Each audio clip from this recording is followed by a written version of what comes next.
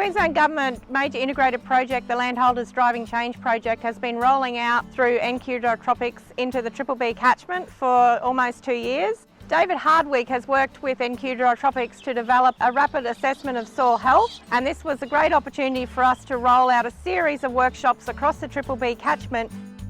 You can't put a price on learning in the context where it's relevant for you. So learning on farm, that's where you manage your soils, that's what's relevant, they're the day-to-day issues. So doing the extension or education activities on farm, it makes it relevant, and people learn when things are relevant to them, otherwise they switch off. I came to learn.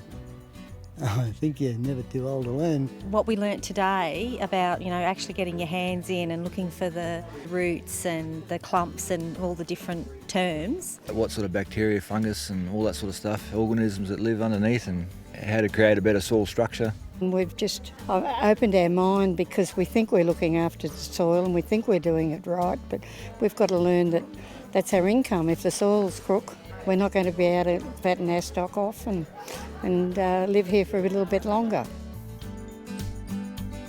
When you get hands-on, you get to see and feel and touch that stuff and see different situations under different management, and that helps to reinforce that this is real, it's not just theory, and it has meaning on different paddocks.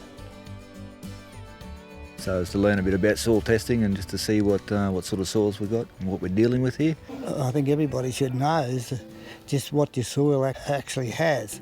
2 samples I had there, they're both all right, which is pretty good. I'm happy with, because I want to do some seeding and I want to make sure that soil was actually good. We got one really bad site here with the subsoil that we're actually planning on treating and reshaping and forming into a dam, but now we know immediately now from the testing today that the soil's not suitable.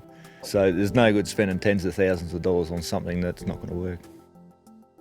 One of the things is how simple it is to do those little checks. If we can check it on what we believe is the worst part of our land, then it's only going to get better to the better part in around the rainforest areas. We can both do it and we can enjoy doing it as well.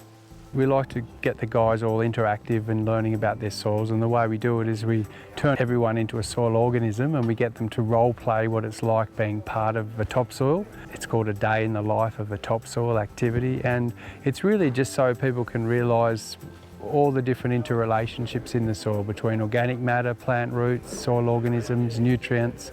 They all combine together in a myriad of ways. So by everyone jumping in and being part of the soil, they get to really feel that, which helps communicate it. I hadn't thought of the scientific side of it, and like we see worms and we see bugs, but you sort of, all right. But seeing how depth and how things change on that, like I'm not an educated person, but it's just so simple of what he explained to us.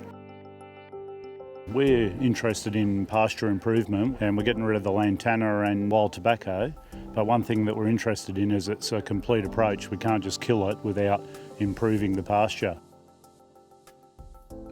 It's good to get everyone together because we're all dealing with the same issues across all of our land. So some guys are more experienced with certain things and some guys aren't, so it was a bit of a nut out to try and get a better outcome.